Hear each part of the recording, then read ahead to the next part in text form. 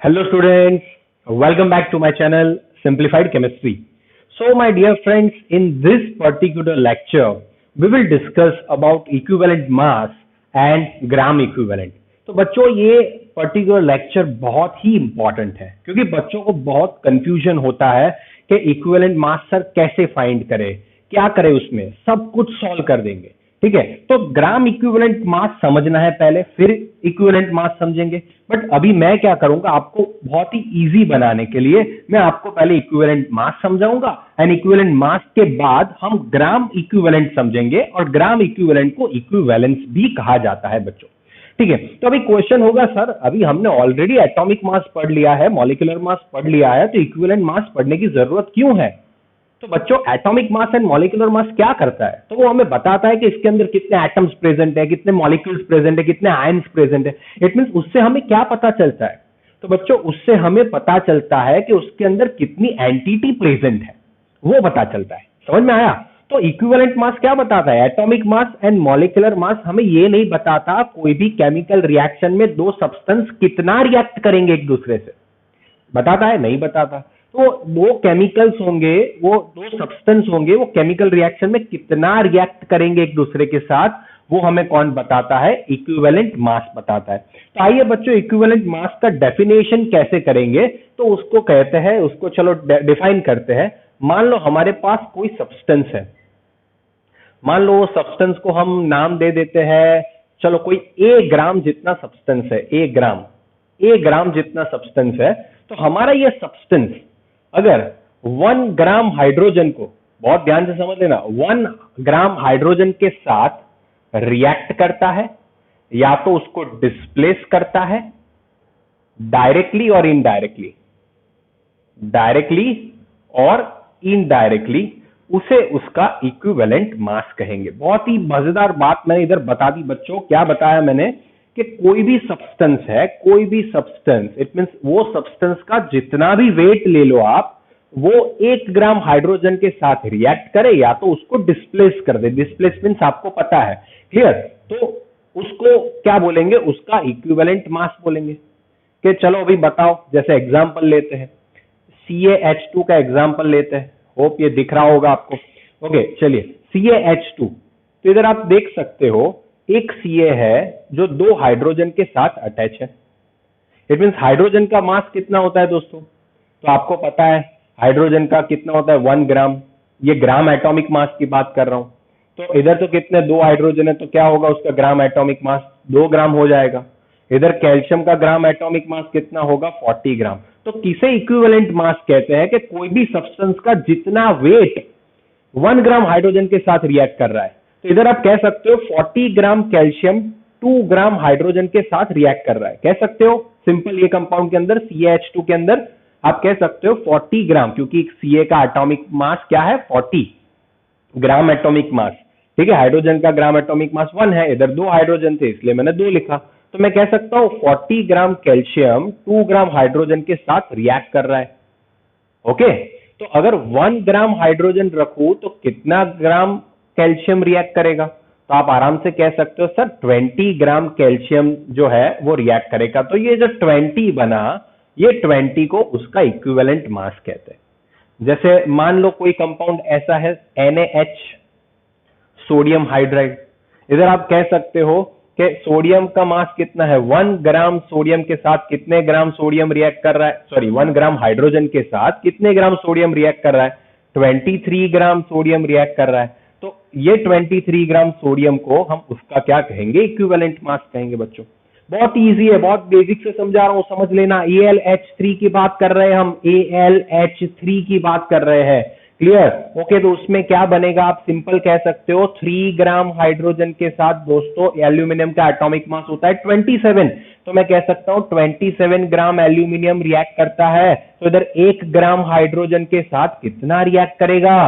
तो 27 divide by 3, it means 9। तो aluminium का इक्विवेलेंट मास कितना आया? 9। इट मींस कोई भी सब्सटेंस है वो उसका जितना भी मास 1 ग्राम हाइड्रोजन के साथ रिएक्ट कर रहा है, या तो उसको डिस्प्लेस कर रहा है डायरेक्टली या तो इनडायरेक्टली, उसे हम उसका क्या कहेंगे? इक्विवेलेंट मास कहेंगे बच्चों। उसे हम क्या कहेंगे? उसका इक्विवेलेंट मास। समझ में आ रहा है? स्पार्क हो रहा है? Is it clear? यस और नो कमेंट बॉक्स में लिखिए जल्दी से। समझ में आ रहा है ये मैंने जो पूरी बात समझाई वो? बहुत बेसिक से जा रहा हूं, ये वीडियो आखिर तक देखना क्योंकि बहुत ही बेसिक से बहुत शांति से जाएंगे। इसके होगे तो 2-3 पार्ट भी बना देंगे, 2 पार्ट में मैं वीडियो को डिवाइड कर दूंगा अगर इसमें मैं कंप्लीट नहीं कर पाया तो, बट सारे न्यूमेरिकल्स आपसे सॉल्व कराऊंगा एंड डेफिनेटली ये वीडियो देखने के बाद आप बहुत रिलैक्स फील करोगे एंड आपको बहुत ही जितना भी टेंशन है वो आपका दूर हो जाएगा बच्चों। ठीक है, तो उसको बहुत ध्यान से देखिएगा। इन शॉर्ट ये आ गया। अभी किसी का क्वेश्चन आएगा कि सर आपने तो बोला कि हाइड्रोजन की बात की आपने, बट अगर कोई ऐसा कंपाउंड है जिसमें हाइड्रोजन नहीं है, जैसे मैंने बात कर ली, चलिए बात करते हैं Al2O3 की। तो Al2O3 में क्या करेंगे हम? इसमें तो हाइड्रोजन है ही नहीं सर। तो ऐसी कंडीशन में हम क्या देखेंगे? 8 ग्राम ऑक्सीजन के साथ रिएक्ट कर रहा हूं, या तो ऑक्सीजन भी नहीं है तो हम देखेंगे 35.5 ग्राम ऑफ क्लोरीन के साथ रिएक्ट कर रहा हूं, या तो क्लोरीन भी नहीं है तो हम देखेंगे 108 ग्राम ऑफ सिल्वर के साथ रिएक्ट कर रहा हूं, वो भी नहीं है तो देखेंगे 24 ग्राम ऑफ मैग्नीशियम के साथ रिएक्ट कर रहा हूं। ओके, इट मीन सारे मैंने ऑप्शंस बता दिए। अगर नहीं है देखिए Al2O3 में बात करते हैं। चलिए Al2O3 में समझाता हूं। आप इधर देख सकते हो 2 Al के साथ 3 ऑक्सीजन कंबाइन हो रहे हैं। इट मीन्स मैं कह रहा हूं 2 into 27, इधर लिख देता हूं 2 into 27 ग्राम एल्यूमिनियम है, वो किसके साथ रिएक्ट कर रहा है? 3 into 16 के साथ रिएक्ट कर रहा है। ओके, अगर 8 ग्राम ऑक्सीजन के साथ रिएक्ट कर रहा है तो वो उसका क्या होगा? इक्विवेलेंट मास होगा। तो 8 ग्राम के साथ कितना रिएक्ट करेगा? तो आप सिंपल बना सकते हो 8 into 2 into 27 divide by 3 into 16, तो सीधा कैंसल, सीधा 8 कैंसल, तो ये क्या आ गया? 9। इट मींस एल्यूमिनियम का इक्विवेलेंट मास क्या आ गया? 9। तो बच्चों ऐसे फाइंड करते हैं इक्विवेलेंट मास। आपका कोई भी सब्सटेंस, फिर से बता रहा हूं, आपका कोई भी सब्सटेंस अगर 1 ग्राम हाइड्रोजन के साथ रिएक्ट कर रहा है, इट मींस उसका जितना मास 1 ग्राम हाइड्रोजन के साथ रिएक्ट कर रहा है या तो उसको डिप्लेस कर रहा है, उसे उसका इक्विवेलेंट मास कहेंगे। अगर हाइड्रोजन नहीं है तो 8 ग्राम ऑक्सीजन देखेंगे कि आपका कोई भी सब्सटेंस का मास 8 ग्राम ऑक्सीजन को रिप्लेस कर सकते हैं या तो डिस्प्लेस कर सके या तो रिएक्ट करने के लिए जितना मास लगता है उसे उसका क्या कहेंगे? इक्विवेलेंट मास कहेंगे। होप आपको एक बहुत ही इजीली कंसेप्ट क्लियर आ गया होगा। इज इट क्लियर बच्चों? समझ में आ गया? तो इसका एक स्क्रीनशॉट ले लीजिए तो आपको बहुत ही हेल्पफुल होगा। ओके माय डियर फ्रेंड्स, तो अभी आप समझ गए कि इक्विवेलेंट मास का डेफिनेशन क्या है, आपको समझ में आ गया। ठीक है, और ज्यादा क्लियर हो जाएगा, do not worry about that. अभी कोई भी एलिमेंट का आपको इक्विवेलेंट मास फाइंड करना हो, कोई भी एलिमेंट का, बहुत ध्यान से समझ लेना, अभी मैं जो भी बताने जा रहा हूं that is most important thing. कोई भी एलिमेंट है, अगर आपको वो एलिमेंट का इक्विवेलेंट मास फाइंड करना है तो आप क्या करोगे? तो बच्चों equivalent mass is equal to, उसके लिए फॉर्मूला होता है, वो ये है एटॉमिक मास अपॉन वैलेंसी। क्या फॉर्मूला होता है? Atomic mass upon valency. तो अभी क्वेश्चन होगा कि सर ये वैलेंसी तो समझाओ जरा, वैलेंसी क्या होती है? तो वैलेंसी मीन्स कह सकते हैं maximum charge. Maximum charge either वो नेगेटिव भी होता है, पॉजिटिव भी होता है।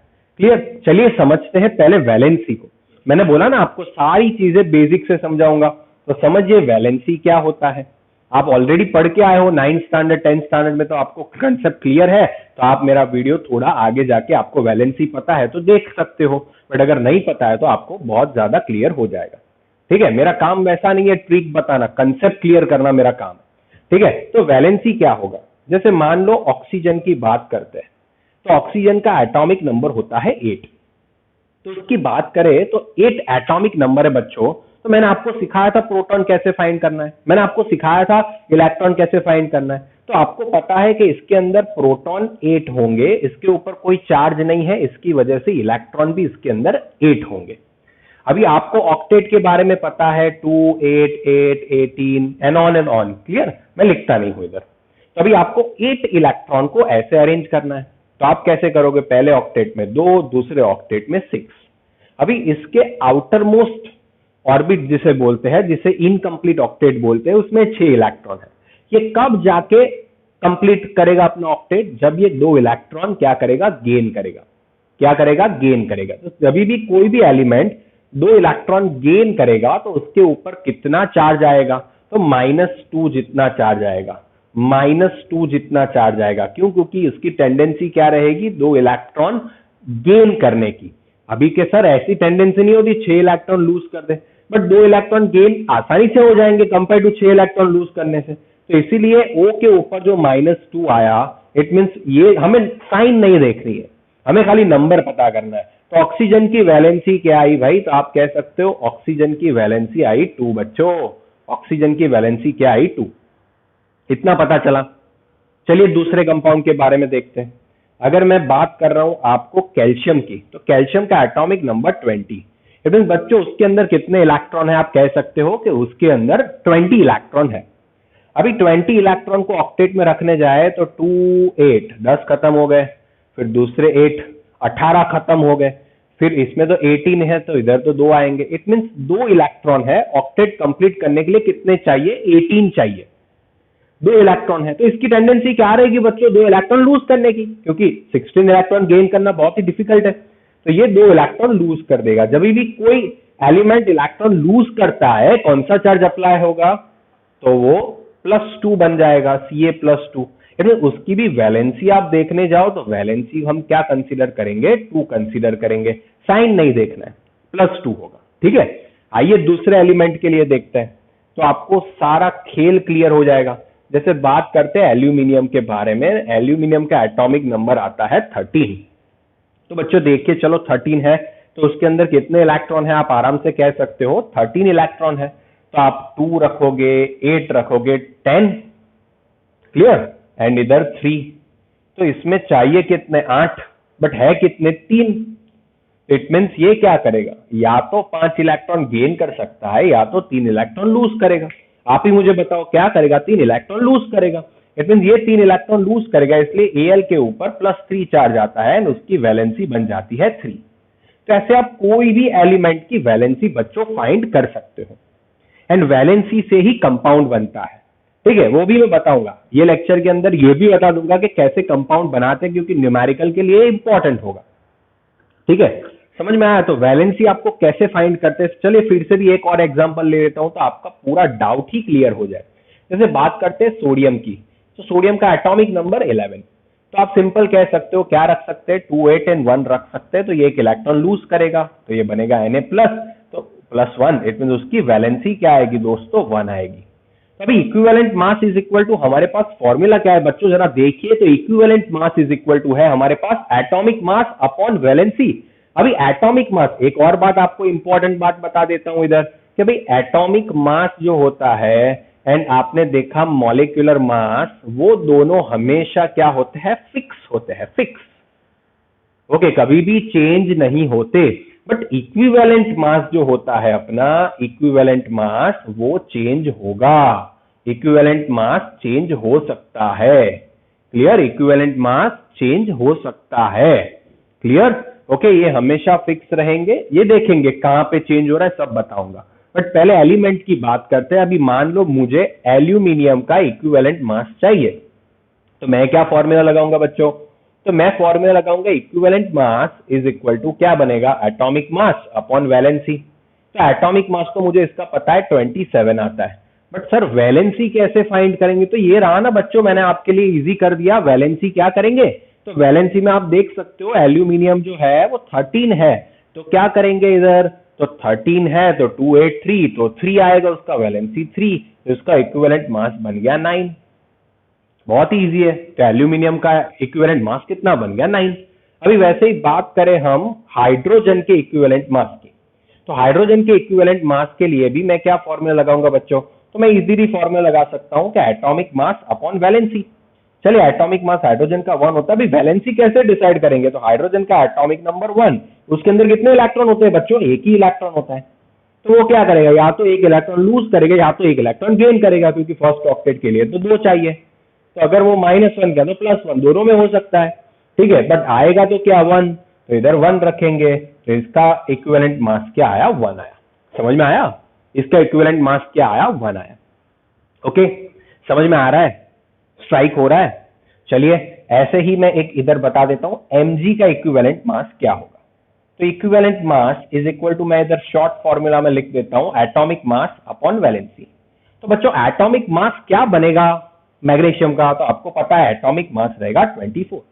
वैलेंसी क्या, तो चलिए मैग्नीशियम का एटॉमिक नंबर बन रहा है 12, तो 12 बन रहा है तो 2 8 एंड 2, तो ये 2 इलेक्ट्रॉन लूज कर देगा, इट मींस 2, तो इसका क्या बनेगा 12 12 12, ये क्या बनेगा 12 इक्विवेलेंट मास बनेगा। दोस्तों मैंने आगे के वीडियो में मैग्नीशियम 24 बता दिया, जो 8 ग्राम ऑक्सीजन, ओके, तो उसमें 12 ग्राम मैग्नीशियम लिख देना, उतना थोड़ा सा चेंज है, वो आप उसको 12 ग्राम कर देना, ठीक है। मैंने गलती से 24 लिख दिया, इधर इसका मैग्नीशियम का इक्विवेलेंट मास क्या होगा 12 होगा, ओके। इसके आगे वाले वीडियो में, इसके आगे वाले जो बोर्ड पे मैंने लिखा था, इधर 1 ग्राम हाइड्रोजन x ग्राम सब्सटेंस कितने के साथ रिएक्ट करता है, तो उसमें मैंने गलती से 24 ग्राम मैग्नीशियम लिख दिया था, बट 12 ग्राम मैग्नीशियम आएगा, ठीक है। तो उसको थोड़ा आप करेक्ट कर लेना, करेक्ट कर लिया है तो कोई प्रॉब्लम नहीं है।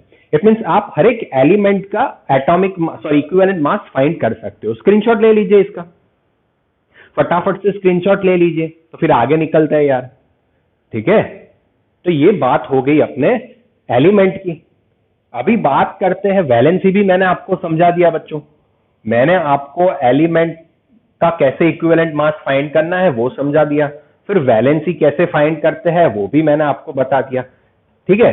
Cl हो, बट उसके लिए आपको क्या करना पड़ेगा, एटॉमिक नंबर सबका पता होना चाहिए, ओके। चलिए अभी बात करते हैं मॉलिक्यूल हो, तो मॉलिक्यूल का इक्विवेलेंट मास कैसे फाइंड करते हैं। कोई मॉलिक्यूल दिया है, तो मॉलिक्यूल के लिए क्या करेंगे, जैसे मान लो मेरे को दे दिया है O2, O2 दिया है, तो O2 तो एक मॉलिक्यूल हो गया, तो हम खाली यही करेंगे, हमेशा याद रख लेना, इसके लिए क्या करेंगे, equivalent mass is equal to, अभी इधर तो क्या आएगा, इधर तो आप देख सकते हो मॉलिक्यूलर मास आएगा इधर, क्योंकि मॉलिक्यूल है तो मॉलिक्यूलर मास अपॉन, मैं ऐसा लिख रहा हूं टोटल चार्ज, बट इधर आप वैलेंसी भी लिख सकते हो। अगर होमो मॉलिक्यूल की बात करें तो, होमो मॉलिक्यूल की बात करें तो, मैंने क्या बताया, होमो मॉलिक्यूल की बात कर रहे हैं तो, homo mean same type, O2, तो अभी देखते हैं मॉलिक्यूलर मास 16 2 जा क्या होगा 32 अपॉन टोटल चार्ज, अभी मैंने बताया वैलेंसी, और टोटल चार्ज के बाद में हम टोटल वैलेंसी भी लिख सकते हैं। तो ऑक्सीजन के वैलेंसी क्या थी 2, तो 2 ऑक्सीजन है तो क्या आएगा 4, वैसे कह सकता हूं O के ऊपर -2 होता है, ऐसे 2 ऑक्सीजन है तो टोटल -4, तो हम साइन तो कंसीडर नहीं कर रहे तो 4, तो इसका इक्विवेलेंट मास क्या आएगा 8 आएगा। समझ में आ गया, समझ में आ गया बच्चों। ऐसे ही चलिए Cl2 के बारे में पूछा गया हो तो आप क्या करोगे, Cl2 के बारे में इक्विवेलेंट मास पूछा गया हो तो आप यही करोगे, equivalent mass is equal to molecular mass upon total charge, okay. तो टोटल अभी Cl है 17 होता है, तो आप देख सकते हो 2 8 एंड 7 होता है, तो इसके अभी कितने इलेक्ट्रॉन बाकी है ऑक्टेट कंप्लीट करने के लिए, एक ही इलेक्ट्रॉन बाकी है, तो इसकी टेंडेंसी क्या रहेगी इलेक्ट्रॉन गेन करने की, तो एक इलेक्ट्रॉन गेन करेगा, Cl माइनस रहेगा, इट मीन -1 2 है, तो अभी मॉलिक्यूलर मास आपको पता है 70 अपॉन 2, तो ये क्या बनेगा 35। इज इट क्लियर, समझ में आ गया। तो मॉलिक्यूल का इक्विवेलेंट मास आप ऐसे फाइंड कर सकते हो, ये मैंने बात की होमो मॉलिक्यूल्स की। अभी हेट्रो मॉलिक्यूल्स है, अभी होमो की जगह पे अगर हमें दे दिया है हेट्रो मॉलिक्यूल्स बच्चों, तो उसका कैसे फाइंड करेंगे इक्विवेलेंट मास, बहुत ही ध्यान से देखिएगा, ओके। हेट्रो मॉलिक्यूल्स है, तो हेट्रो मॉलिक्यूल में बहुत सारे कंपाउंड पॉसिबल हो सकते हैं, एक तो पहले सॉल्ट भी आ सकता है, दूसरा क्या आ सकता है एसिड भी होता है, दूसरा क्या होता है बेस भी होता है। तो पहले हम सॉल्ट की बात करते हैं, पहले हम किसकी बात करते हैं सॉल्ट के, कोई भी सॉल्ट दिया हो तो उसका इक्विवेलेंट मास कैसे फाइंड किया जाता है, उसका फॉर्मूला मैं बता देता हूं। तो equivalent mass is equal to molecular mass upon total charge on cation और एनायन, ओके। इसका फॉर्मूला ये बनता है, क्या बनता है कि equivalent mass is equal to molecular mass upon total charge on anion और कैटायन। आइए देखते हैं, अगर मैंने आपको कंपाउंड दे दिया ElCl3, मैंने आपको ये कंपाउंड दे दिया, AlCl3। ठीक है बच्चों, मैंने क्या दिया, AlCl3। उसमें आपको इसका इक्विवेलेंट मास फाइंड करना है, तो आप कैसे करोगे, तो equivalent mass is equal to molecular mass upon charge on cation और एनायन। तो मैंने जो आपको वैलेंसी सिखाया, अभी उसका आपको यूज इधर करना पड़ेगा, इसका आपको यूज करना पड़ेगा। बहुत ही ध्यान से देखिएगा। तो इसको आप आयनाइज करोगे तो क्या मिलेगा आपको, Al+3 मिलेगा प्लस 3Cl माइनस मिलेगा। क्या मिलेगा, Al+3 मिलेगा, 3Cl माइनस मिलेगा। तो total positive charge cation, total charge on cation, तो पॉजिटिव चार्ज कितना है, +3। तो मॉलिक्यूलर मास अगर हम m कंसीडर कर ले तो m/3 अपना इक्विवेलेंट मास होगा। AlCl3 का मॉलिक्यूलर मास आप फाइंड कर सकते हो आराम से। ओके, अभी ये क्वेश्चन होगा आप सभी को कि सर ये इधर 3Cl माइनस, ये बहुत ही बेसिक चीज है बच्चों, आप 9th स्टैंडर्ड में पढ़ के आए हो, फिर भी आपको समझा रहा हूं। ठीक है, तो मैं आपके लिए पहले तो ये 1-2 एग्जांपल समझाता हूं, फिर मैं आपके लिए ये ऐसे कंपाउंड कैसे फॉर्म होते हैं वो बताता हूं। ठीक है, तो आपको वो भी समझ में आ जाएगा। बट पहले दूसरा कंपाउंड देखते हैं। अगर मैं कंपाउंड आपको बताऊं FeO, अभी FeO का मुझे इक्विवेलेंट मास फाइंड करना है बच्चों। तो equivalent mass is equal to, मैं क्या करूंगा, तो molecular mass upon total charge on cation. ठीक है, तो अभी इधर तो हमें पता नहीं है Fe के ऊपर कितना चार्ज है बच्चों। इधर क्या हमें पता है Fe के ऊपर कितना चार्ज है, तो नहीं पता है। बट हमें ये पता है कि Fe एक है एंड ऑक्सीजन भी एक है, तो ऐसे लिख दो 1 Fe 1 ऑक्सीजन लिख लो। अभी ऑक्सीजन के ऊपर हमें पता होता है कितना चार्ज आता है, -2। हमने अभी वैलेंसी देखा, तो ऑक्सीजन के ऊपर आता है -2। तो दोस्तों ये न्यूट्रल है, तो इसके ऊपर क्या रखूंगा तो ये न्यूट्रल होगा। अगर +2 रखूंगा तभी जाके न्यूट्रल होगा। इट मीन जितना नेगेटिव चार्ज होगा उतना ही पॉजिटिव चार्ज। अगर आपको कैटायन का चार्ज नहीं पता है तो टोटल एनायन का चार्ज भी कितना है, 2 है, आप लगा सकते हो। तो m/2 आपका इसका इक्विवेलेंट मास होगा। बहुत ही आसान है बच्चों, बहुत ही आसान है। ठीक है, आपको कोई टेंशन लेने की जरूरत नहीं है, बहुत ही इजी है। ठीक है, ओके, तो पहले इसका स्क्रीनशॉट ले लीजिए, फिर ऐसे कैसे कंपाउंड बनाते हैं वो दिखाता हूं। ओके बच्चों, तो आइए देखते हैं कंपाउंड कैसे बनाए जाते हैं। सॉल्ट, अगर आपको मैं ऐसा बोलूं कि एल्यूमिनियम सल्फेट बनाइए, तो वो कैसे बनाओगे एंड उसमें आप कैसे वैलेंसी आइडेंटिफाई करोगे वो हम देखेंगे। ठीक है, ओके, तो ये भी बहुत मजेदार होगा। चलिए देखते हैं। कोई भी कंपाउंड की बात करते हैं तो क्या करेंगे, आइए उसे देखते हैं बहुत ध्यान से। तो पहले मैं आपको एन आयंस बताता हूं। जनरली एन आयंस जो होते हैं उनकी वैलेंसी जो होती है वो चेंज नहीं होती है, उनकी वैलेंसी ऑलमोस्ट फिक्स होती है। जैसे बात करें कि ऑक्सीजन की बात करें तो ऑक्सीजन हमेशा -2 फॉर्म में ही होता है। ऑक्सीजन हमेशा -2 फॉर्म में ही होता है। वो एनायन का नाम होता है ऑक्साइड आयन। उसे हम क्या कहते हैं दोस्तों, ऑक्साइड आयन कहते हैं। अभी Cl जो होता है वो हमेशा माइनस होता है, उसे हम क्लोराइड आयन कहते हैं। ये इतना आपने याद रखा, मेरी ट्रिक से सब कुछ हो जाएगा। उसे क्लोराइड आयन कहते हैं। अगर H-1 है उसे हाइड्राइड कहते हैं, हाइड्राइड आयन। ठीक है, अगर SO4 2- है उसे सल्फेट आयन कहते हैं, सल्फेट। अगर SO3 2- है तो उसे सल्फाइट आयन कहते हैं। ये खाली आपको याद रखना पड़ेगा, सल्फाइट कहते हैं। अगर CO3 2- है तो उसे बच्चों हम कहते हैं कार्बोनेट। उसे हम क्या कहते हैं, कार्बोनेट आयन कहते हैं। ठीक है, बहुत बेसिक से सिखा रहा हूं, समझ लीजिएगा। S-2 है उसे हम कहते हैं सल्फाइड आयन। उसे हम क्या कहते हैं, सल्फाइड। तो आप देख सकते हो सल्फेट अलग है, सल्फाइट अलग है, सल्फाइड अलग है। ठीक है, समझ में आ रहा है। ओके, तो मोस्ट कॉमन इतने आयन होते हैं, ये सारे बहुत सारे कॉमन है। अभी थोड़े बहुत डिफरेंट भी बता देता हूं। CrO4 2- उसे हम कहते हैं क्रोमेट आयन। ओके, अगर Cr2O7 2- होता है तो उसे हम कहते हैं बच्चों डाइक्रोमेट आयन।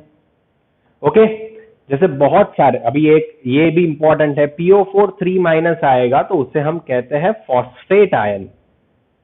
उसे हम क्या कहते हैं दोस्तों, फॉस्फेट आयन।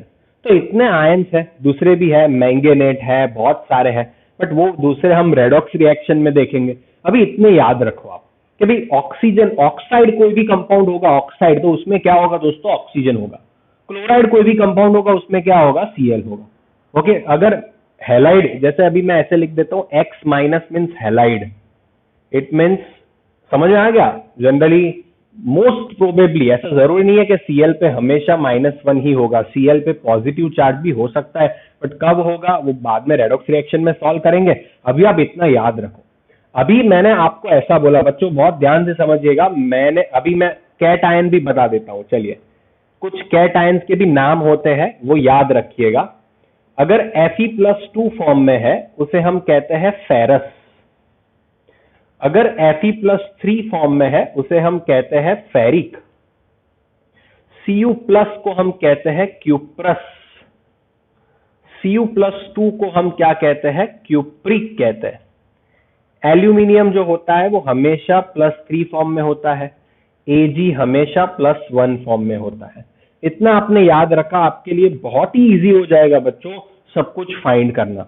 अगर मैं आपको ऐसा बता रहा हूं, देखिएगा बहुत ध्यान से समझिएगा, अगर मैं आपको ऐसे बता रहा हूं कि फेरस सल्फेट का फॉर्मूला क्या होगा बच्चों, फेरस सल्फेट का फॉर्मूला मैं आपको पूछ रहा हूं, क्या होगा, क्या होगा?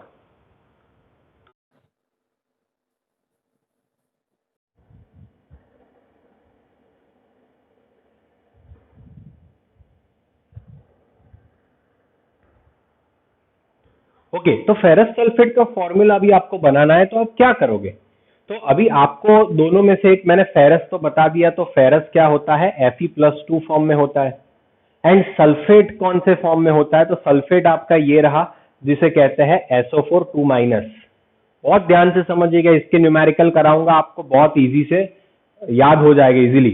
ठीक है, तो अभी देखिए दोनों का चार्ज क्या है, सेम है, 2-2 +2 - 2, तो ये तो जीरो ही होगा।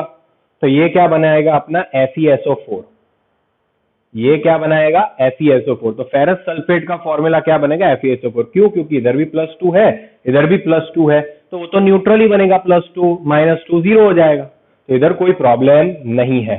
अगर मैं आपको ऐसा पूछूं कि भाई एल्यूमिनियम ऑक्साइड का फॉर्मूला बनाइए, क्या बनाइए, एल्यूमिनियम ऑक्साइड का फॉर्मूला, चलिए बनाइए, मैं इधर से बताता हूं आपको। एल्यूमिनियम ऑक्साइड कैसे बनेगा दोस्तों, तो इसमें आपको चाहिए एल्यूमिनियम, एंड ऑक्साइड क्या होता है, -2 चाहिए। तो एल्यूमिनियम की वैलेंसी पता करना तो आता है ना आपको, एल्यूमिनियम की वैलेंसी आपको पता करनी आती है, तो वो कितना होगा, +3 होगा।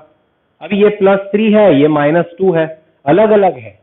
सेम था तो हमने ऐसे ही लिख लिया, अलग अलग है तो ऐसे क्रॉस मल्टीप्लाई करिए। यार मैं 9th स्टैंडर्ड की चीजें सिखा रहा हूं आपको। ठीक है, ये 2 इधर आएगा, 3 इधर जाएगा, तो क्या बनेगा आपका फॉर्मूला, Al2O3 बनेगा। तो ये हो गया हमारा Al2O3, ये हो गया हमारा Al2O3। बहुत ध्यान से समझ लीजिएगा, अगर मैं आपको ऐसे पूछ रहा हूं फेरिक सल्फेट बनाइए, फेरिक सल्फेट, तो अभी फेरिक क्या होता है, Fe+3 होता है, सल्फेट क्या होता है, SO4 2- होता है। तो इनमें भी चार्ज क्या हो गए, अलग अलग हो गए बच्चों।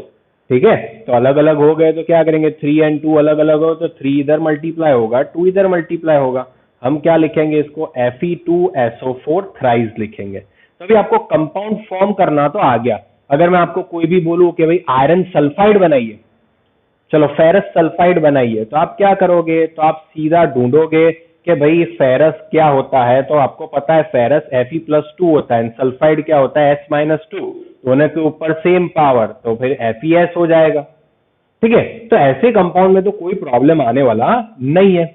अभी प्रॉब्लम कहाँ आता है कि आयनाइजेशन में, इसका रिवर्स पूछ लो सब टेंशन में आ जाते। ZnSO4 का आयनाइजेशन करोगे क्या मिलेगा, तो इधर Zn के ऊपर तो सर चार्ज आपने नहीं लिखा, क्या करेंगे, डोंट वरी, आप देखो इधर Zn कितना है, 1 है, SO4 कितना, 1 है, तो SO4 लिख लो इधर बस। अभी SO4 के ऊपर तो आपको चार्ज पता है कितना होता है दोस्तों, -2 होता है, तो SO4 के ऊपर -2 होता है, तो इधर कितना चार्ज आएगा, तो ये 1 × -2 ही है, तो इधर क्या +2 रखोगे तभी जीरो होगा। ये तो न्यूट्रल है, न्यूट्रल बनाना है इन शॉर्ट आपको, आपको क्या करना है, न्यूट्रल बनाना है।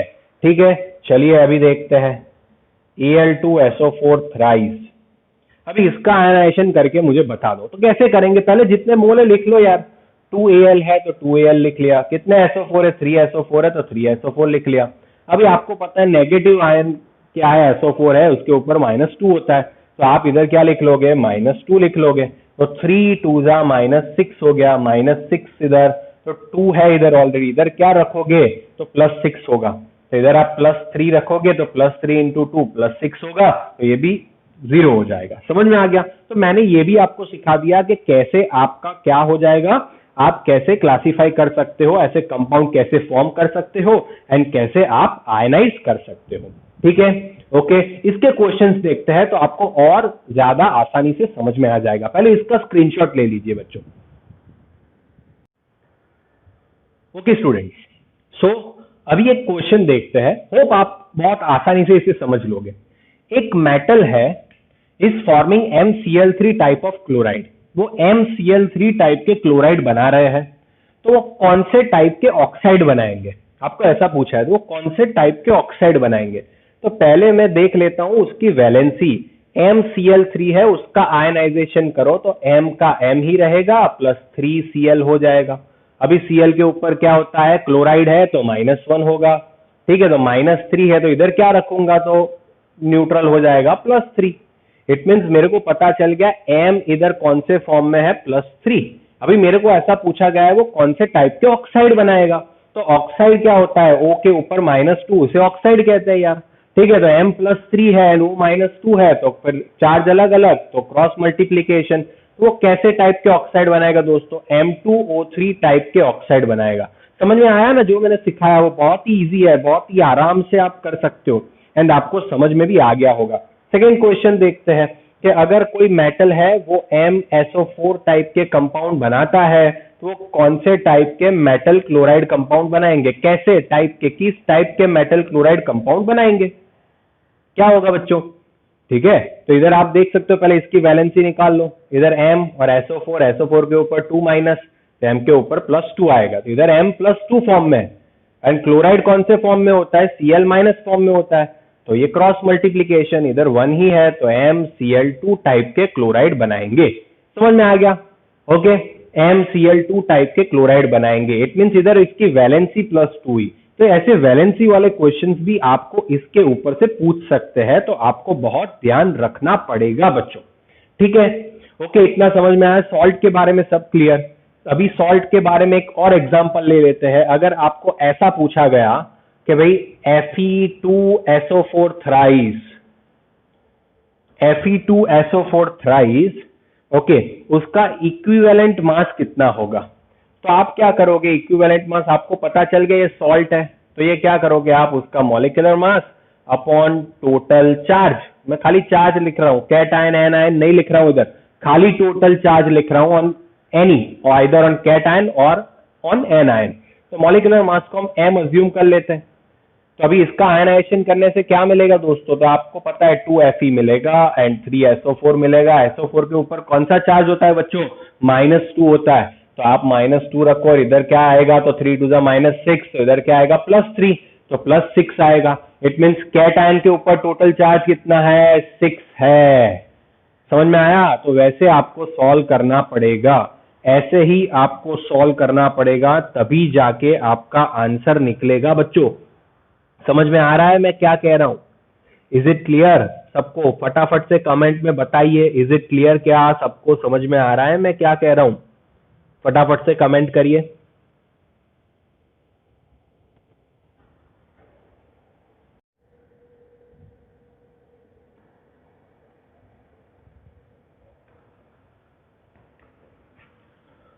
ओके, आ गया समझ में। तो अभी क्या करेंगे, M/6 करेंगे, तो ये आपका क्या होगा, इक्विवेलेंट मास होगा। तो इसका स्क्रीनशॉट ले लीजिए बच्चों। ये था पूरी सॉल्ट की कहानी। अभी एसिड के बारे में क्या करेंगे, चलिए एसिड के बारे में देखते हैं। तो कभी भी एसिड दिया हो तो एसिड में क्या करेंगे, हम ये फॉर्मूला लगाएंगे, ध्यान रखना, equivalent mass is equal to molecular mass upon number of H plus replaced, number of H plus replaced और नंबर ऑफ H प्लस। ये रिप्लेस्ड वाली कंडीशन भी मैं बताऊंगा, बट खाली नंबर ऑफ H प्लस इतना याद रखिए कि हो जाएगा। ठीक है, अगर आपको ऐसा फर्स्ट कंपाउंड दे दिया है कि HCl का इक्विवेलेंट मास फाइंड करिए, तो बच्चों कैसे करोगे आप? Equivalent mass is equal to क्या आएगा इधर, आप कह सकते हो molecular mass upon number of H plus. तो वो कैसे फाइंड करेंगे? अभी मैंने सिखाया, नंबर ऑफ HCl का आयनाइजेशन करिए, तो HCl का आयनाइजेशन करने के बाद आपको H plus and Cl minus मिल रहा है। H plus and Cl minus, तो कितने H प्लस मिल रहा है? 1 H प्लस मिल रहा है, तो मॉलिक्यूलर मास अपॉन 1, तो मॉलिक्यूलर मास 36.5 होता है HCl का अपॉन 1, तो इक्विवेलेंट मास भी कितना बना इसका? 36.5 बना बच्चों।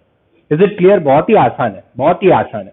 ओके, अभी हम बात करते हैं HNO3। HNO3 का इक्विवेलेंट मास क्या होगा? चले, मॉलिक्यूलर मास को अभी तक मैं खाली M कंसीडर कर देता हूं हमारी कन्वीनियंसी के लिए बच्चों, ठीक है। तो अभी इधर क्या लिखेंगे? Molecular mass upon number of H plus, number of H plus, तो मॉलिक्यूलर मास तो मैं M ही लिख रहा हूं। अभी HNO3 है, तो HNO3 ऑन आयनाइजेशन क्या देगा दोस्तों? तो आपको पता है H plus and NO3 minus देगा, तो ये तो एक ही मोल H प्लस दे रहा है, तो भाई नंबर ऑफ H प्लस 1 ही आया, तो M/1 इसका इक्विवेलेंट मास बनेगा M/1। ओके, अभी ऐसी कोई कंडीशन आ गई, जैसे मान लो H2SO4 है, तो H2SO4 में भी मॉलिक्यूलर मास M, कितने H प्लस? तो चलिए इसका आयनाइजेशन करते हैं, क्या मिलेगा? H2SO4 गिव्स क्या आएगा? 2H plus plus SO4 2 minus, तो एक कितने मोल H प्लस मिल रहे हैं? 2, तो M/2 अपना इक्विवेलेंट मास हो गया। तो हमें इसका तो मॉलिक्यूलर मास पता है 98/2, तो वो कितना आएगा? 49 आएगा इसका इक्विवेलेंट मास। समझ में आ रहा है? इन शॉर्ट एसिड के लिए क्या करेंगे? ओके, अभी ऐसे ही चलिए बताइए मुझे, ऑक्जेलिक एसिड होगा तो उसका क्या आएगा? बताइए फटाफट, कमेंट कर सकते हो जब मैं करूं। ऑक्जेलिक एसिड, मैं इधर लिख रहा हूं ऑक्जेलिक एसिड। तो ऑक्जेलिक एसिड दोस्तों ऐसा होता है H2C2O4 CHH, उसके आयनाइजेशन से ये मिलता है COO minus plus 2H plus. It means कितने H प्लस मिले? 2, तो आप क्या करोगे? M/2 इसका इक्विवेलेंट मास बनेगा। सिंपल बात है, क्या बनेगा? M/2 इसका इक्विवेलेंट मास बनेगा। स्क्रीनशॉट ले लीजिए, मैं ये लेफ्ट साइड हटा रहा हूं, स्क्रीनशॉट ले लीजिए फटाफट। Okay, clear? तो चलिए अभी मैं इसको हटा देता हूं, देखते हैं। ऑक्जेलिक एसिड हमने देखा, फिर एक बहुत ही इंपॉर्टेंट वाला कंपाउंड आता है एंड उसे कहते हैं हम H3PO4। तो H3PO4 को हम कहते हैं फॉस्फोरिक एसिड। क्या कहते हैं? फॉस्फोरिक एसिड कहते हैं। एंड फॉस्फोरिक एसिड का आयनाइजेशन करो तो आपको मिलता है 3H plus and PO4 3 minus, तो इसका इक्विवेलेंट मास M/3 आता है। H3PO3 की बात करें, जिसे हम कहते हैं फॉस्फोरस एसिड, जिसे हम क्या कहते हैं? फॉस्फोरस एसिड कहते हैं। उसका आयनाइजेशन करने से 2H plus and HPO3 minus 2 ion मिलता है, तो इसका आएगा M/2 equivalent mass. And H3PO2 की बात करें, जिसे हम कहते हैं फॉस्फोनिक एसिड, फॉस्फोनिक एसिड कहते हैं उसे, एंड उसका आयनाइजेशन करने से H plus and H2PO2 minus मिलता है, तो 1 मोल मिलता है, तो इसका इक्विवेलेंट मास आता है M/1। तो क्यों ऐसा चेंज? इधर हाइड्रोजन तो 3 ही है, तो क्यों इसमें 3 H प्लस रिलीज हुए, इसमें 2 H प्लस रिलीज हुए, इसमें 1 H प्लस? तो उसका स्ट्रक्चर रिस्पॉन्सिबल है दोस्तों। आइए स्ट्रक्चर देखते हैं उसका। तो P double bond OH OH and OH, तो दोस्तों ये H3PO4 का स्ट्रक्चर आप देख सकते हो। इधर ऑक्सीजन के साथ जितने भी हाइड्रोजन अटैच है वो आराम से रिलीज हो सकते हैं। ओके, क्यों रिलीज हो सकते हैं वो हम जब second chapter and third chapter पढ़ेंगे, इलेक्ट्रोनेगेटिविटी वाला कंसेप्ट, तब जाके क्लियर होगा। तो ये आप अभी इतना याद रखें, ऑक्सीजन के साथ वाले हाइड्रोजन रिलीज हो सकते हैं। तो ये निकल गया, ये भी निकल गया, ये भी निकल गया, 3 H प्लस इसमें निकल रहा है। ये H3PO4 देखो, H3PO4। अभी H3PO3 का स्ट्रक्चर कैसा है? तो देखिए H3PO3 का स्ट्रक्चर ऐसा है, 1 2 and 3 एंड PO3। तो अभी ये दो हाइड्रोजन तो आराम से निकल लेंगे, इसलिए 2H प्लस मिल रहा है। इधर ये H आराम से निकल नहीं पाता है। क्लियर? क्यों निकल नहीं पाता है? वो जब केमिकल बॉन्डिंग पढ़ेंगे, वो आगे वाले चैप्टर पढ़ेंगे, तब पता चलेगा। अभी इतना याद रख सकते हो, P डबल बॉन्ड O। अभी H3PO2 की बात करें तो उसका स्ट्रक्चर ऐसा होता है, तो इसलिए एक ही H प्लस रिलीज हो सकता है, इसलिए ये है। तो इन शॉर्ट आपको कोई भी एसिड दिया हो तो आप आराम से उसे फाइंड कर सकते हो, उसका इक्विवेलेंट मास आराम से बता सकते हो। यस और नो बच्चों? समझ में आ गया कि नहीं आया? तो फटाफट से स्क्रीनशॉट ले लो इसका, फटाफट से। तो कोई भी एसिड का इक्विवेलेंट मास हम ऐसे फाइंड कर सकते हैं। Is it clear? Okay student, तो हमने एसिड के बारे में इंफॉर्मेशन ले लिया। अभी हम देखते हैं बेस का इक्विवेलेंट मास कैसे फाइंड किया जाता है। ठीक है, बेस का इक्विवेलेंट मास देखना है, बट उससे पहले मैं आपको एक आयन याद रखाना चाहूंगा, OH माइनस, जिसे क्या कहते हैं, हाइड्रोक्साइड। जो हमने आगे लिस्ट बनाया है उसमें ऐड कर देना OH माइनस। ठीक है, उसे क्या कहते हैं, हाइड्रोक्साइड कहते हैं। तभी बेस में भी क्या करेंगे, तो बेस का इक्विवेलेंट मास का फॉर्मूला ऐसा आएगा दोस्तों, equivalent mass is equal to क्या आएगा, molecular mass upon number of OH minus. Number of OH minus आएगा, उसमें H प्लस था तो इधर OH माइनस। आइए बात करते हैं NaOH की। तो NaOH का आयनाइजेशन करोगे तो क्या मिलेगा आपको, आपको मिलेगा Na plus and OH minus. तो आप इसका मॉलिक्यूलर मास M ले लो, कितने OH माइनस मिल रहे हैं, 1, तो आप इधर लिखोगे M/1। अगर मैं लिख रहा हूं CaOH ट्वाइस तो क्या मिलेगा, Ca plus 2 and 2 OH minus मिलेगा। तो अभी आपको कितना मॉलिक्यूलर मास M है, कितने OH माइनस मिल रहे हैं, 2, तो ये क्या कर लोगे आप, M/2 कर लोगे। अगर हम बात कर रहे हैं AlOH थ्राइस की, तो क्या करेंगे दोस्तों, Al प्लस 3 OH माइनस। तो आपको कितना मॉलिक्यूलर मास M, इधर क्या मिल रहा है, 3, तो आप 3 कर लोगे। बहुत ही आसान है। तो बेस के लिए, एसिड के लिए, सॉल्ट के लिए आप आराम से इक्विवेलेंट मास फाइंड कर सकते हो। अभी मैंने जो बताया था कुछ ना कुछ एक्सेप्शन तो रहेगा ही केमिस्ट्री के अंदर। तो अगर ये रिएक्शन ऐसा दिया है, आप बहुत ध्यान से समझ लीजिए, NaOH दिया है एंड आपको ऐसा रिएक्शन मिल रहा है NaHSO4 plus H2O, NaHSO4 plus H2O, तो क्या करेंगे, तो आप देखिए ये H2SO4 था, उसमें से क्या बन रहा है, NaHSO4। तो NaHSO4 का आयनाइजेशन करेंगे तो Na तो हमेशा प्लस होता है, तो दूसरा क्या बनेगा, नेगेटिव आयन HSO4 माइनस। तो आप देख सकते हो आपके पास H2SO4 था। इधर ये रिएक्शन के अंदर, बच्चों बहुत ध्यान रखना, रिएक्शन के अंदर अगर इक्विवेलेंट मास पूछा है H2SO4 का, तो equivalent mass is equal to, formula तो सेम ही रहेगा, molecular mass upon number of H plus displace, number of H plus reacted, release. Clear? तो ये H2SO4 था, उसमें से एक H ही रिलीज हो रहा है, ये तो H इसके साथ कंबाइन है, तो कितने H प्लस रिलीज हो रहे हैं, एक ही रिलीज हो रहा है, तो इसीलिए क्या आएगा, 98/1। तो इधर इसका इक्विवेलेंट मास आएगा 98। समझ में आया बच्चों? बहुत ही इंपॉर्टेंट वाला केस मैंने बताया। क्या बताया, आप देख सकते हो दोस्तों, इधर H2SO4 है, इनमें उसके अंदर 2H प्लस है। अभी आप ये NaHSO4 बना रहा है, तो उसमें से एक H तो इधर प्रेजेंट है, इट मींस क्या रिलीज हो गया, एक ही H रिलीज हुआ, क्या रिलीज हो गया, एक ही H रिलीज हुआ, तो इसीलिए इसका equivalent mass 98 by number of H plus displaced, तो वो क्या आएगा, 1 आएगा बच्चों। तो ये सारी चीजें हमें याद रखनी पड़ेगी। ठीक है, इसका स्क्रीनशॉट ले लीजिए, फिर हम उसके ऊपर से कुछ क्वेश्चंस करते हैं जो आपको बहुत ही यूजफुल होंगे। फटाफट से स्क्रीनशॉट ले लीजिए। ओके बच्चों, तो आइए 2 क्वेश्चन देखते हैं जो आपके सारे डाउट्स क्लियर कर देंगे। इसमें मैं कंसेप्ट बता रहा हूं, इसके ऊपर से कितने भी क्वेश्चन पूछे आप कर सकते हो अगर आपका कंसेप्ट क्लियर है। तो आइए देखते हैं फर्स्ट क्वेश्चन क्या दिया है। पहले तो क्वेश्चन को समझिए कि if the equivalent mass of trivalent metal is 32.7, the molecular mass of its chloride is. पहले तो आपको दे दिया ट्राइवेलेंट, तो बच्चों इसका मीनिंग क्या होता है, ट्राइवेलेंट इट मींस उसकी वैलेंसी क्या है, 3 है, उसकी वैलेंसी 3 है, प्लस 3 है। ओके, डाइवेलेंट दिया होता तो, अगर डाइवेलेंट बोले तो उसकी वैलेंसी +2 है, मोनोवेलेंट बोले तो उसकी वैलेंसी +1 होगी। इतना आपको पता चल गया कि हमारे पास if the equivalent mass of trivalent metal, एक मेटल M है, उसका इक्विवेलेंट मास हमारे पास है, वो है 32.7। ये उसका इक्विवेलेंट मास है बच्चों, 32.7। ठीक है, ओके, हमें पता चल गया उसकी वैलेंसी +3 है। तो हमें ऐसा पूछा है कि उसका क्लोराइड, ये जो मेटल क्लोराइड होगा, उसका मॉलिक्यूलर मास कितना होगा दोस्तों, मॉलिक्यूलर मास कितना होगा। तो दोस्तों हमें यहां पे इतना पता चला कि ये जो अपना मेटल है वो ट्राइवेलेंट है, इट मींस M+3 फॉर्म में है।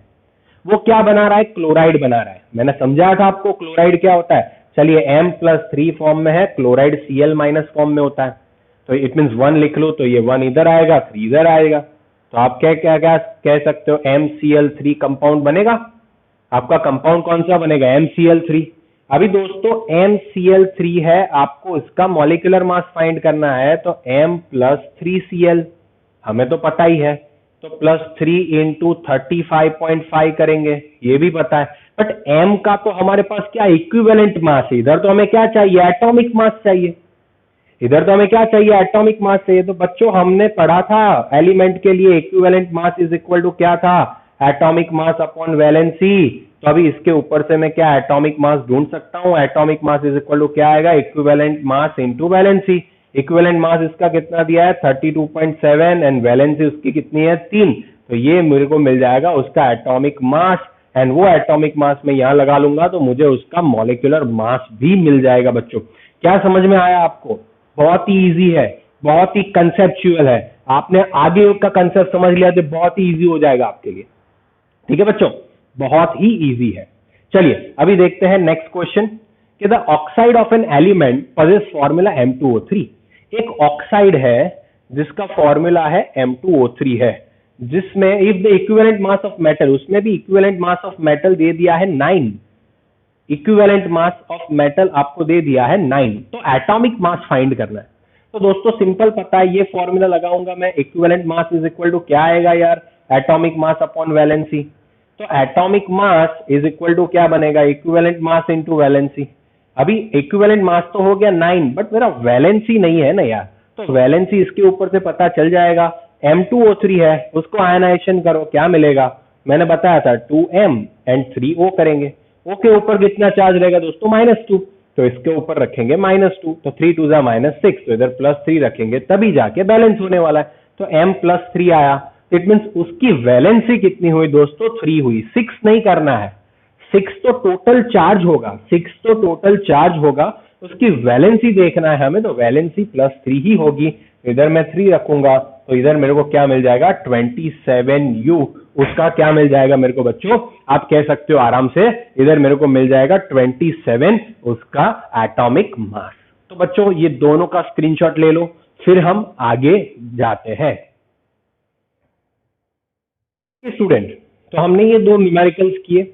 अभी अगर कोई रेडिकल दिया हो तो उसका इक्विवेलेंट मास कैसे फाइंड करते हैं, आइए देखते हैं। अगर कोई रेडिकल दिया गया हो, रेडिकल मीन्स मैं आयन की बात कर रहा हूं, जैसे आपको दिया गया है Ca+2, तो आप Ca+2 का इक्विवेलेंट मास कैसे फाइंड करोगे, तो आपको सिंपल याद रखना है, equivalent mass is equal to, इधर एटम है तो एटॉमिक मास, और मॉलिक्यूल होगा तो मॉलिक्यूलर मास लिखना है, अपॉन चार्ज। उनके ऊपर जो चार्ज है वही उससे डिवाइड कर देना है। तो इक्विवेलेंट मास अगर हम उसका m ले ले तो m/2, इट मीन्स अगर इसका 40 ले ले एटॉमिक मास तो 40/2, तो 20 उसका इक्विवेलेंट मास बना। अगर मैं बात कर रहा हूं CO3 2-, इसे कार्बोनेट बोलते हैं, हमने देखा अभी कार्बोनेट आयन का इक्विवेलेंट मास क्या होगा बच्चों, तो आप सिंपल कह सकते हो equivalent mass is equal to molecular mass upon charge. तो आप आराम से कह सकते हो मॉलिक्यूलर मास m ले ले तो m/2, चार्ज 2 है तो 2 ही उसका डिवाइड कर देंगे तो वो ही उसका इक्विवेलेंट मास मिल जाएगा। अगर हम सल्फेट की बात करें SO4 2-, तो उधर भी m/2 अपना इक्विवेलेंट मास हो जाएगा, इधर m SO4 का मॉलिक्यूलर मास होगा। ठीक है, तो ये हो गए रेडिकल की बात। अभी अगर ऑक्सीडाइजिंग एजेंट, ये भी बहुत इंपॉर्टेंट बात है दोस्तों, अगर कोई ऑक्सीडाइजिंग एजेंट या तो रिड्यूसिंग एजेंट दिया गया हो, बहुत ध्यान से समझिएगा, ऑक्सीडाइजिंग एजेंट या तो रिड्यूसिंग एजेंट दिया गया हो, उसका इक्विवेलेंट मास कैसे फाइंड करेंगे, तो उसका इक्विवेलेंट मास फाइंड करने के लिए बहुत ही इंपॉर्टेंट टेक्निक है, उसे याद रखना। तो इधर हम रखेंगे मॉलिक्यूलर मास अपॉन, ये ही बहुत ही इंपॉर्टेंट क्वेश्चन है, एंड इसे लिखते हैं change in oxidation number, change in oxidation number और इलेक्ट्रॉन। ओके, अभी ये बात आपके दिमाग में जाने वाली नहीं है, ऑक्सीडेशन नंबर होता क्या है। तो ऑक्सीडेशन नंबर बच्चों, एक पूरा मेरा वीडियो बनाया हुआ है मैंने ऑक्सीडेशन नंबर का मेरी चैनल पे। अगर आप 12th स्टैंडर्ड के स्टूडेंट हो और ये वीडियो देख रहे हो तो आपको ऑक्सीडेशन नंबर आता होगा, एंड अगर आप 11th स्टैंडर्ड के स्टूडेंट हो एंड आपने ऑलरेडी रेडॉक्स रिएक्शन पढ़ लिया है तो भी आपको ऑक्सीडेशन नंबर कैसे फाइंड करते हैं आता होगा। अगर आप न्यू स्टूडेंट हो 11th स्टैंडर्ड, फर्स्ट आप चैप्टर नंबर 1 पढ़ रहे हो, तब ये मेथड थोड़ा आपके लिए डिफिकल्ट होगा, बट मैं इजी बना दूंगा। आपको जितना जरूरी है अभी सिखा दूंगा, बाकी आपको कोई प्रॉब्लम आएगा नहीं। चलिए तो मैं पहले तो आपको एक एग्जांपल देता हूं। तो ऑक्सीडेशन नंबर कैसे फाइंड करते हैं, मैं कुछ जरूरी कंपाउंड है उसी का बताऊंगा। जैसे KMnO4 दिया गया है, KMnO4, उसमें मुझे Mn का ऑक्सीडेशन नंबर फाइंड करना है बच्चों। किसका ऑक्सीडेशन नंबर फाइंड करना है मुझे? Mn का ऑक्सीडेशन नंबर फाइंड करना है। तो मैं क्या करूंगा, ऐसे लिख लूंगा K plus Mn plus 4O, जैसे मॉलिक्यूलर मास फाइंड करते हैं ऐसे लिख लो। अभी इधर क्या लिखना है, मॉलिक्यूलर मास जब हम फाइंड करते थे तब क्या लिखते थे बच्चों, हम एटॉमिक मास लिखा करते थे इधर। बट अभी इधर एटॉमिक मास नहीं लिखना है, अभी इधर वैलेंसी लिखना है। अभी इधर क्या लिखना है, वैलेंसी लिखना है। तो के का क्या है 19, तो 19 मीन्स भरो इसको भाई, 2 8 10 हो गए, 8 एंड 1, तो ये 1 निकलेगा, तो ये 1 आएगा प्लस 1। अभी इधर चार्ज बहुत मैटर करेगा, प्लस 1। इधर Mn लिखते हैं, इधर 4, ऑक्सीजन का -2 था, इधर माइनस साइन और प्लस साइन को हमने जब आगे इग्नोर करते थे, इसमें इग्नोर करना नहीं है। तो आप देखोगे तो इधर Mn आप देखोगे तो टोटल तो 0 ही है। KMnO4 के ऊपर कोई चार्ज है बच्चों? नहीं है, तो इधर 0 लिखेंगे। इधर 0 ही है, तो इधर क्या आएगा, +1 -8, तो आप देख सकते हो क्या आएगा, -7 प्लस Mn। तो ये 7 सामने जाएगा तो Mn क्या आएगा, +7 आएगा। इधर Mn का ऑक्सीडेशन नंबर हो गया +7। समझ में आया बच्चों? क्लियर? अगर मैं आपको ऐसा पूछ रहा हूं, बहुत ध्यान से समझिएगा, बहुत ही इजी बात है, आप समझ जाओगे। H2O है, ठीक है, उसमें O का ऑक्सीडेशन नंबर फाइंड करना है। तो क्या करेंगे, 2H plus O is equal to 0, क्योंकि ऊपर कोई चार्ज नहीं है तो 0 आएगा। तो अभी आप देखो 2 इंटू हाइड्रोजन का वैलेंसी कितना होता है, +1 plus O is equal to 0, तो O इज इक्वल टू क्या आएगा, -2। ये +2 सामने जाएगा तो क्या हो जाएगा दोस्तों, -2 हो जाएगा। बहुत ही इजी है, बहुत ही आसान है। क्लियर? ओके, तो ये सारी चीजें आपको याद रखनी पड़ेगी, कैसे होगा। मैं आपको क्वेश्चन देता हूं, उसका स्क्रीनशॉट ले लो, मैं आपको क्वेश्चन देता हूं, उससे और ज्यादा क्लैरिटी मिलेगी आपको। चलो फटाफट से स्क्रीनशॉट ले लो, ले लिया? ओके, चलिए अभी मैं जो बात बताने जा रहा हूं वो इंपॉर्टेंट क्यों रहेगी, क्योंकि ऐसे क्वेश्चन में ये पूछ लेते हैं। अभी KMnO4 होता है, KMnO4 वो हमारा एक ऑक्सीडाइजिंग एजेंट है। ऑक्सीडाइजिंग एजेंट का मतलब क्या, वो दूसरों का ऑक्सीडेशन करता है। तो KMnO4 जो होता है वो एसिडिक मीडियम में, H प्लस सिंबल होता है एसिड के लिए, तो एसिडिक मीडियम में वो क्या करता है, खास याद रखना, Mn+2 में कन्वर्ट हो जाता है। किस में कन्वर्ट हो जाता है, Mn+2। तो हमने अभी देखा KMnO4 में Mn का ऑक्सीडेशन नंबर क्या आया, +7 आया, एंड Mn का अभी क्या, जो भी उसका चार्ज वो ही, इसमें उसकी वैलेंसी क्या आई, +2 आई, तो अभी ये उसका ऑक्सीडेशन नंबर भी +2 होगा। समझ में आया बच्चों? 7 से 2। अभी मैंने क्या बताया, हमारा इक्विवेलेंट मास फाइंड करना हो KMnO4 का एसिडिक मीडियम में, तो क्या करेंगे, molecular mass upon change in oxidation number. तो मॉलिक्यूलर मास तो मैं M लिख लूंगा, चेंज इन ऑक्सीडेशन नंबर क्या होगा, 7 से 2, कितना चेंज हो रहा है यार, 5 का, तो M/5। It means equivalent mass of KMnO4 in acidic medium will be M/5। M क्या है, उसका मॉलिक्यूलर मास है, वो 148 समथिंग आएगा। ठीक है, अभी बेसिक मीडियम में OH minus, it means basic medium indicate करता है। बेसिक मीडियम में ये क्या करेगा, तो बच्चों बहुत ही ध्यान से समझ लेना, बेसिक मीडियम में ये K2MnO4 में कन्वर्ट होता है। किसमें कन्वर्ट होता है, K2MnO4। चलिए आइए इसमें Mn का ऑक्सीडेशन नंबर फाइंड करते हैं। 2K है प्लस Mn है प्लस 4O है, ऊपर चार्ज नहीं है तो इज इक्वल टू 0 आएगा। K का मैंने बताया +1 होता है, तो 2 इंटू +1, Mn का Mn ही रखेंगे, 4 इंटू -2 इज इक्वल टू 0। आप इसे सॉल्व करोगे तो Mn आपको +6 मिलेगा, तो इधर +6 है। तो अभी आप देख सकते हो बेसिक मीडियम में KMnO4 का ऑक्सीडाइजिंग एजेंट है, वो रिडक्शन होके क्या मिलेगा, +6 मिलता है। ठीक है, तो क्या मिलेगा आपको, M/1, change in oxidation number 7 से 6 क्या हो जाएगा, M/1 हो जाएगा। एंड न्यूट्रल मीडियम में बच्चों, न्यूट्रल मीडियम के अंदर वो बनाता है MnO4, क्लियर, सॉरी MnO2 बनाता है। क्या बनाता है, MnO2 बनाता है।